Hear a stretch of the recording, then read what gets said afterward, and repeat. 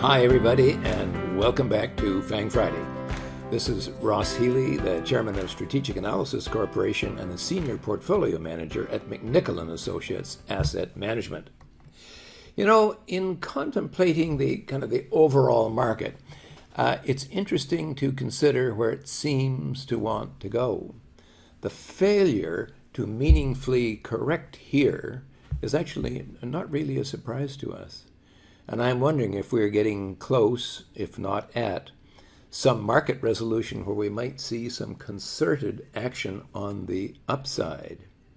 Our target, the low super growth for the Standard & Poor's 500, which is 4.5 times its book value, and with all the first quarter balance sheets in, is close to plus 20% right now. And the downside risk is only about 8. So the immediate risk-reward ratio favors moving higher.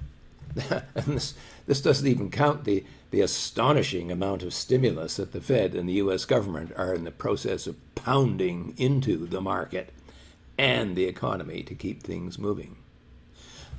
By the way, the NASDAQ is a bit less promising, with about a 14.5% gain to its next breakpoint, albeit with a bit more downside of about minus 10%. What would this mean for the FANG stocks if that were to transpire? Well, today, I thought that I would examine their potential against that of the market and see what our SVA charts may be telling us. And by the way, as a reminder, I will be appearing on BNN at noon on July the 5th. So mark it in your calendar. But before we take a close look at the SVA charts, as always, I do like to say thanks again to everyone who likes this video and all our subscribers. If you are a viewer and have not yet subscribed, just click the red subscribe button below the video. Okay, and on to the FANGs. Well, here's Alphabet, and if I can, I hope you can see this very faint dotted line here.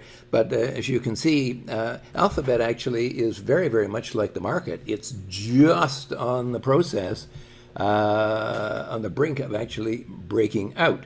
Now, how far could it go?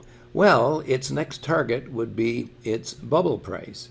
And that is 15% from here. Okay, but that, of course, is in comparison with the actually 19.2% gain for the Standard & Poor's 500. However, it's a bit better, or about equal to the 14.6% for the overall NASDAQ. If the FANGs act in line with the NASDAQ, then the bubble price is a reasonable target. Facebook, I can actually say virtually the same thing. Look there. I hope you can see again that faint dotted line. Facebook is very much right on the cusp of breaking out too. If it can get to its peak, however, that would imply a gain of 16.8% from here to get to its bubble price. Microsoft, well, Microsoft is just kind of hanging on right here at the HB2. It was dipped a little bit below yesterday, but today it's popped back, I wouldn't say nicely on side, but it's on side. And as long as it can stick to the HB2, at least we'll be looking at some decent gains. Amazon is a bit of an issue. You know, it broke down a few months ago in February, rallied back up to its HB3 again, but couldn't break through, and subsequent to that time has been kind of flat against the market. Now, if it could recover as it did back in April to its HB3, then I could perhaps give you a gain of 13.2%. Not exactly exciting, but of course we're assuming that the stock does not want to break down further right now. Netflix, well, if Netflix were to recover back to its HB3 price, that's where it broke down for the second time, then that would imply a gain of about 10%. Its slumping action, however, is not terribly promising. I've beaten this stock to death. Looks like, frankly, a big distribution top to me.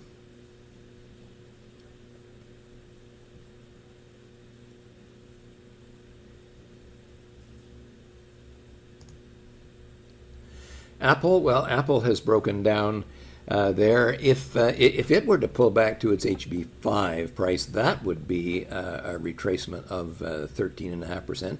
And, if we had a 20% move in the overall market in the S&P, perhaps it would pull some of these breakdown stocks back to their breakdown points. Again, a bit of an underperformance for the market. NVIDIA, well, this is our problem child, isn't it? Okay. It's at a new high. The technical analysis would say, therefore, it should move higher. There's superb industry fundamentals. What's the problem, however, that with NVIDIA overall? It's the funny industry comparisons, okay? Let's take a quick look at Intel. Well, look at Intel. Okay, both Intel and NVIDIA peaked in April, but with this huge recovery in NVIDIA, it's gone back up to its breakpoint, whereas Intel is struggling to hold at its mid-growth price. So there's kind of a lack of confirmation, if you like, despite the incredible industry fundamentals. Now, here's Micron Technology, and look at the growth of the fair market value. Good grief, this is as strong as a bullpup. What about the stock? Well, the stock, again, peaked in that February-April period and fell a full break point, again, like NVIDIA, but it's just been struggling to get moving.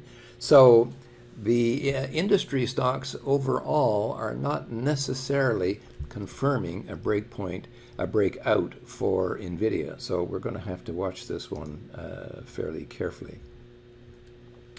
In summary, Alphabet and Facebook have firmed up to the point where we should see new high once the market gets in gear. And Microsoft is holding in nicely, if a little sloppily recently. They're all safely in what I have called my phantom FANG portfolio.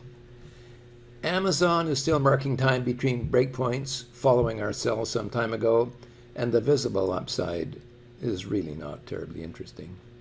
As far as Netflix is concerned, as I noted last week, everyone is grabbing streaming content these days, and the competition is getting fierce for eyeballs. Growth here is slowing, and I suspect that the company may start to lose some of its return on equity as well. I'm content to watch this stock, but have nothing to do with it. And that leaves Apple with a confirmed sell signal again. Great intermediate numbers, but what is a 4% annual growth rate worth going forward from here? And that leaves NVIDIA as a bit of a conundrum. It was setting back towards its HB3, that's 16 times book, my downside target, thanks to the weakness in the cryptocurrencies. When out of nowhere, the stock rallied, and now looks to be thinking of breaking out over its HB4 price. As a hard and fast rule, we only take action at or close to the SVA breakpoints, as that is where the most reliable trading takes place, and the profitable buy and sell signals as well. I would need a breakout that is confirmed before I would take any action, particularly, as I showed you, with the indifferent action of both Intel and Micron Technology. However, listen, maybe all three are finding their footing, so we will be confirming the apparent industry fundamentals, and we'll be watching all three stocks closely. And now the big question is, what lies ahead? If you are a client, you know our view of the market right now, and we will continue to keep you updated during our client webinars, so make sure to attend every Tuesday. If you're not a client, but want to take that next step in your personal investment journey, send us an email at info@strategicanalysis.ca telling us where you are, and we will see if our service can help you get to that next stage. Now, what are your takeaways for this week? First and foremost, I expect that the current dull market is likely to resolve itself on the upside, which remains decently positive from here.